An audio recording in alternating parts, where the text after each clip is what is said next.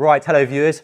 So the big trend, well the short trend, should I say, in the pro peloton right now is around the length of the crank arms on bikes. And shorter seems to be in fashion right now because late last year, Tadej Pogačar shocked the cycling world by running 165 cranks, much shorter than the fairly standard 172.5. Now though, Jonas Vingegaard, his arch rival in the Tour de France, has gone even shorter, racing 150 cranks, which is crazy short, and that is how short 150 is compared to 175, so crazy short. So to find out what the heck is going on, I'm joined in this video by Lee Prescott, a pro bike fitter. You might have seen some videos with him on the channel over the last few months, and he dives into the science behind crank arm length, pros and cons of short cranks, and gives a reasonable educated guess as to why the pros are going shorter, because the pro teams haven't told us why they're going shorter. We can only guess and speculate, and really answer the big question of whether us amateurs should copy the pros and go for short cranks. Before we dive in, do drop a comment down below to let us know what crank arm length you're currently using and if you're considering going shorter. I run 170s. Do you run shorter, longer? Love to hear from you as always. But let's dive in and have a chat with Lee about crank arm length. I think when you look at any topic like this, you've got to kind of quantify what they're trying to get out of it. Shorter cranks or crank length has actually got quite a lot of different pros and cons depending on what you're trying to achieve. For those guys looking at pure performance, but also longevity of season. You think about the season now; it's getting longer and longer and longer, and these guys are racing all year long. I think the main reason they're using short cranks is, it's putting less torque through their joints. So it's putting much less stress and strain on their knees and hips and ankles. It's allowing them to achieve much more kind of aggressive aerodynamic positions on their road bikes. There's some fairly decent research knocking about now around power production with shorter cranks. And as long as you're capable of, spinning the cranks at a slightly higher cadence, then there's no real loss of power production. There's also there are some decent studies out there around slightly increased efficiency of muscle usage at higher cadences, because essentially the muscle velocity increases, and at higher muscle velocities, muscles are able to metabolize fuel slightly more efficiently. So there's kind of lots of reasons. I would imagine that a colleague of mine, Borat Fonda, who is Tadej's bike fitter, I would imagine there's various reasons that they went to shorter cranks. I don't think it'll probably be one specific thing. It's an accumulation of benefits, That's the issue. and very little downside.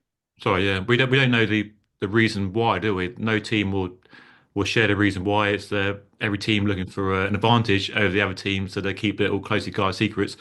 And it's easy to maybe interpret the reason why as maybe the wrong reason, or maybe look at one aspect. But you say it's maybe not one thing; it's a combination of things. And what I think is interesting is they're both about the same height, 175, 176. I don't know what their saddle heights are in terms of like leg length to torso, but 15 mil difference, it sounds massive. Would it make such a big difference, 165 to 150 for these two riders? Would they notice it? Would they really benefit in pure performance? I think the key there is you've got to look at each individual, their amount of pelvic rotation, their functionality in their hips and their posterior chain. You kind of, there's almost no one size fits all answer to short cranks. You've got to really plug it into the individual, their position, how they're using it. I was quite surprised when I heard that Jonas had gone down to 150. That's quite a leap from I think where he was. He already seems to be performing fairly well this year, so it hasn't hurt him. And he's obviously able to spin. And Um, like going for like 1725 is fairly standard, or most test bikes I get, sometimes 170, 175. Going down from like a regular crank length to 150, would that be quite an extreme adjustment, or would he have gone down in kind of 10, 5 mil increments? And like with bike fit, I know you have to change things a small amount and then get used to it, but would they have gone through a sort of a period of adjustment, or just gone straight to short cranks and then dealt with it? I guess it depends on when the decision was made to start researching. For him to have got to 150s, I cannot believe he would have done that in one go. I think there, with all good bike fitting, the process is essentially experimentation. So I would imagine that they've dropped down to say 165s, then gone to 160s, and gone, actually, there's still no loss in performance, and we're getting all these benefits. Let's take it a bit further. Um, and I wouldn't be surprised if there wasn't almost like an overcorrection then. Normally you'd try and push it slightly too far and then correct back to the optimum. Um, so I don't think this story is over in terms of where their crank lengths are going to end up. I guess it's finding the Um, limits and then maybe coming back from that limit. yeah, yeah, and I think you might see that they'll run different crank lengths at different events as the requirements are different. Um, shorter, more aggressive rides, they might prefer to have a shorter crank so they can get much lower and have much kind of more pelvic rotation without so much hip closure. So, you might see some of the 1 day events go into even short cranks. And that's notwithstanding the other benefits of short cranks in terms of cornering, clearances, and things like that. So, I'll be surprised if we don't see a lot of short cranks on the cobbles this year. That's interesting. Okay, that'd be one to watch out for. Can a rider swap between different crank arm lengths, like they swap between different tire widths and chainring sizes for different events, different races? Is it? Yeah, I mean, as long as the position on the bike is created to suit that crank length, obviously crank length impacts how far your pelvis is going to be from the bottom bracket in your saddle. So as long as the fit of that bike is set up specifically to that crank length, absolutely. But if you're swapping between multiple crank lengths on the same bike, then the saddle position will also have to change. And I don't necessarily just mean height in terms of pure distance up the seat tube. I think often there'll be some fore and aft adjustment as well to optimize your plantar flexion, dorsiflexion, that sort of thing. Something I've noticed, another sort of trend, maybe related to the trend, is the pushing the saddle right forward. I've seen quite a few riders having quite an extreme position, and it almost suggests that the bike size isn't right, but maybe it's more of an attempt to try and get in that extreme aero position, because aero is everything these days, and try and get really compact and over the front of the bike and around the UCI rule. So maybe could crank length be related to that sort of desire to get sort of forward and over the nose of the saddle and bottom bracket? Yeah, I mean, I think increasingly as kind of geometries of off the shelf bikes are kind of less suited to human beings, we're having to find these ways around how kind of long and low stuff is. So, absolutely, having a short crank when you're on a bike that's very aggressive is going to help because it means your hip doesn't have to close up as much. Your thigh doesn't get as close to your torso. It also means your knee isn't flexing as much. If you think about it, the circle that your foot is moving in is much smaller. So, I think you often see reduction in kind of pulsing when you're pedaling, or like real high peak loads. It's much easier to pedal in a much more sort of kind of smooth power transfer when you've got a short crank and a smaller pedaling radius. So will your cadence naturally go up by quite a amount, go from 172 to 165, 150? Would it jump up from 80 to 90 to 100, or would it be a small It's really not as dramatic as you think. If you're running 175s, for instance, or 170s, and your kind of standard like tempo cadence is 80, you might need to go up to 85, 87 Okay. by dropping to like a 165. It's not dramatic. I mean, I on my two main bikes that I ride, I've got 170 cranks on my gravel bike and 165 cranks on my road bike. And honestly, I notice no difference at all. Now, I'm not a performance cyclist, but yeah, you know, um, I think for most people, a jump of like 5 millimeters is very minimal. Okay, I remember about 20 years ago, the topic was high cadence. A certain US rider promoted the idea of high cadence. Doesn't seem to be much talk about cadence being a key factor behind this. It seems other factors as well, like the biomechanics and hip angle. So more of a complex answer to the why they're going to Yeah, short. I mean, the way that you maintain the same power output on a shorter crank is by increasing the cadence. Okay. It's a little bit like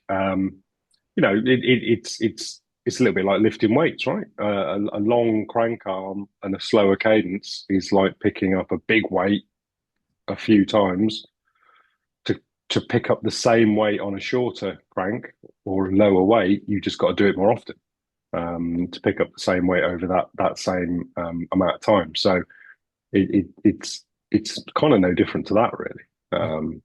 And the differences we're talking about are so small that the increase in cadences are not dramatic. Um, but I think if you're someone who struggles with higher cadences, then shorter crank arms will mean a loss in power to you slightly until you learn how to pedal that a little bit quicker. But some people, because of their muscle function and connective tissue and stuff, do struggle at higher cadences. No matter how much training they're going to do, they potentially can't get into the higher zones. And if you're going to go to shorter cranks to solve some other problem like hip dysfunction, then accept the fact that you're going to be utilizing your gears much more readily to try and get the same speeds. Okay. Could there be any downsides for the pros by going to short cranks? I mean, is it all positive benefits, or could it be downside? You mentioned like certain courses, climbing, cobbles. Could it be downside certain application situation of the short cranks? For pros who aren't having to pay for them, kind of hard to really pinpoint a dramatic downside to it. Okay. Um, you know, there's plenty of good evidence out there now that loss of power isn't an issue. A lot of people used to talk about needing the leverage. I mean, I remember working with a professional BMX team back in the early 90s, and they were running like 185 cranks Oh wow. because it was all about the leverage out of the gate and that first, like, getting the snap and the first couple of pedal strokes. But I think even in that arena now, they've realised the first pedal, like the first crank, is actually not where you're picking up the power, and it's better to get into a spin quicker. So actually, I think shorter cranks, if they haven't already, will start to permeate those sorts of worlds as well. We might even see like Um, sprinters where a longer crank based on that sort of BMX idea could be useful. They might go to, and I guess like racing's so fast now, well, and they're the speed they're doing. I imagine a high cadence, quick leg speed would be a good thing, even sprinting. yeah, I mean, I think for me, kind of with my product design hat on, I'll be very interested to see how this then affects gear ratios. Because I think inevitably, if everyone starts to move to shorter cranks, Yeah. and if you look into the history of why we're on 175, 170 mil cranks, there's very little actual evidence as to why that became a standard. I think, honestly, knowing my history of production cycles, I wouldn't be surprised if it was just that's the best usage of a bar of steel. Um, I guess you know, with that you can specify a stem length, handbar width, and every other dimension on the bike. But unless you build a custom bike, you can't choose a crank length. And it seems, given how important that could be to pedaling dynamics and efficiency, and related to your dimensions, it seems crazy you can't specify that. I guess it comes down to the mass manufacturing of having an average for most people to be in that sort of sweet spot on that bell curve. And Yeah, yeah, absolutely. And I think, for the majority of people, if you don't have hip dysfunction, you're not in an incredibly aggressive position, your standard 170 mil cranks are going to be fine. I'm not sort of saying, oh, everyone needs to go out and buy short cranks because, they're expensive. Crank arms are quite an expensive part of the bike, right? But I think, if you've got any specific issues with joint function, with flexibility, or you want to get into specifically aggressive positions. We've talked about short cranks within the time trialing scene for years, and it's only really just becoming more prevalent in road racing. And that's without even touching on mountain bike, but that's kind of a different thing.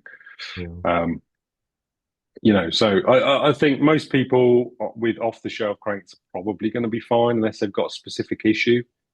But I think going forwards, as this becomes more of a conversation, hopefully it's not just conversation of the week like some of these things in cycling are. I'd love to think that some of the bigger brands start to allow you to spec crank length, rather than it having to be an upgrade at a later date. Yeah, and like you say, they are expensive items. I know sales of 165 cranks are going through the roof, and you can't even buy a 150. I think the one that Jonas is riding is a custom SRAM one that they've made for him. So availability is an issue, and again, a lot of people will be wanting to copy the pros, as we've all been guilty of in the past, myself included. What's your advice to somebody wanting to go to short cranks? I mean, now a bit of confusion around it. It was 165 last year, now it's 150. I guess get a bike fit first. That's probably the most sensible thing. But then the people who won't get a bike fit, just buy some cranks, should they, is there anything else they can do to bike fit, I guess, saddle height, or would you urge caution about brushing out and buying some Um, cranks? Or you, yeah, it depends how disposable your income is, right? If you want to just throw money at something and experiment, yeah, crack on. yeah, I think my main advice though would be go and see a decent certified fitter who has some experience in this field, and just take some proper advice because as I said earlier, your saddle position will need to change. Potentially your bar position will need to change. Cleats may have to be adjusted. There's a lot of impacts to making that pedaling circle smaller. So including potentially your gearing as well. So there's no point having shorter cranks if you don't have gears that allow a higher cadence. yeah. So there's a bunch of stuff to think about. And I think as always, just go and see a qualified professional. Is there any risk of potential injury of people kind of rather than find performance gains, they find their performance goes backwards from making one change? Um, Unlike most things where people copy the pros, there's very little potential for them to put themselves in a bad place. Okay. I guess the one risk is they drop shorter cranks on and don't adjust saddle height, which means that their knee flexion will be increased, Yeah. and hip flexion will alter oppositely. So if you're going to fit shorter cranks, if they're dramatically shorter, you do need to look at saddle height as a minimum. And I would also say you probably need to look at the rest. Obviously, if saddle height is changing, that'll impact your relationship with your hand contact point as well. So I go and see someone who knows what they're doing and get them to adjust it for you. Have you had much interest or inquiries yet about short cranks in your bike fit studio? Is that, or is it still early days? That's ripple through Yeah, to. we've been kind of playing around with short cranks for years. I fitted my first set of like 160 cranks probably 10 years ago, which we had to have specially made by Mike Right. Burrows, Oh, wow. Okay. who used to do a little back when all cranks were aluminium. Yeah. He used to take them in and drill and retap new holes in. No way. On our adjustable jig that we use for our bike sizing, we have adjustable crank lengths that go from 150 all the way up to 180. and it's quite interesting. People often will get on, feel really comfortable on a position, and that it won't be until afterwards I've gone, yeah, so I dropped you to 165 then. And they were just like, oh, it's amazing. Oh well, Um, maybe I should come in and do a bit of a crank arm length starter. What's the longest go? 180 down to. I think if memory serves, my system currently will go up to 180 and it'll go down to about 150, 155, that sort of Maybe that's region. I mean, you can get cranks even shorter than that. I built a custom bike for a lady last year, and I'm sure she won't mind me mentioning this. She had a fairly serious hip dysfunction, couldn't rotate her leg very effectively at all. And we fitted 135 mil cranks on her bike, wow. Okay. so that she could keep riding.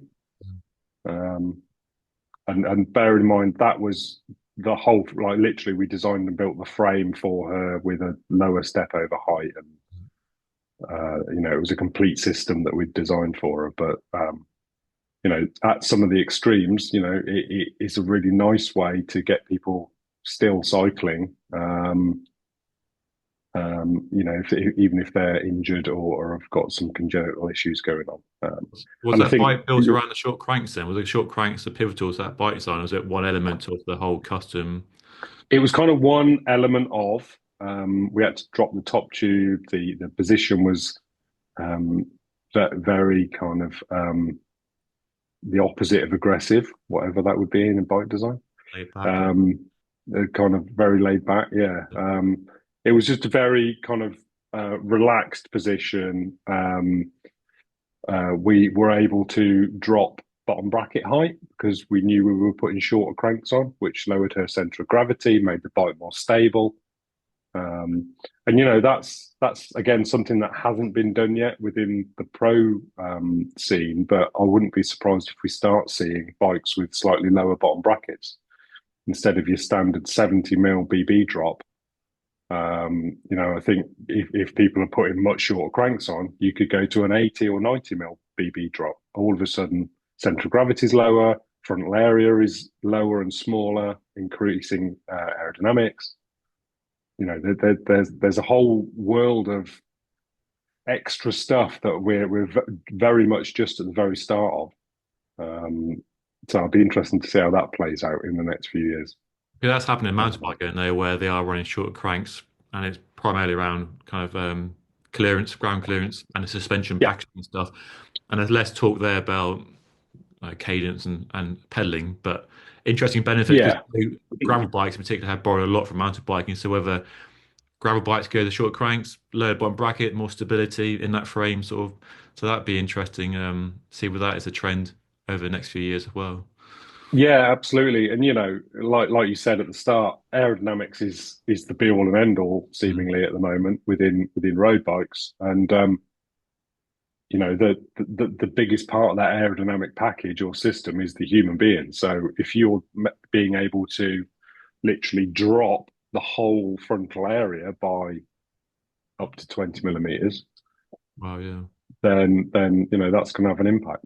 Um, So it could all be about aero. We just don't know, do we? Because team aren't going to tell us this is why we're doing it. So we're all kind of trying to yeah, there. yeah. I mean, the key there would be for someone with a tape measure to measure Jonas's BB height Yeah. and see if they've actually dropped it. I'd be very surprised if they have at this stage, but it will come for If I get sure. close enough, I'll try and measure it, but I doubt I get close enough with a tape measure. Just give me 5 minutes and I'll try my best. Yeah, Yeah, interesting trend. And I guess it'd be interesting within like the next couple of years where loads of 165 cranks on eBay that people have tried them and maybe didn't get on, or whether it's the new dawn of a new short crank arm era. I don't know. yeah, yeah. I mean, I think from one perspective, it's the first time true scientific biomechanics has actually had an impact on crank length, Yeah. as opposed to it just being marketing led forces. So, I'd pretty much stake a claim to it being here to stay. Okay. Be nice to see some fresh studies into this as Yeah, well. Maybe the team have done their own studies and they might release the data and white papers in the future and why they've done it once They won a few Yeah, races. yeah. Well, I'm literally today. I'm about to start reviewing papers for the Science in Cycling conference in Lille later on in the year. Oh, fantastic. And I did notice that one of those is about crank length. So I can't talk about it yet, but watch this space. Watch this space indeed. Well, thanks for your time. A pleasure as always, and thanks for sharing your insights into this topic right now. No worries at all, buddy. Good to see you.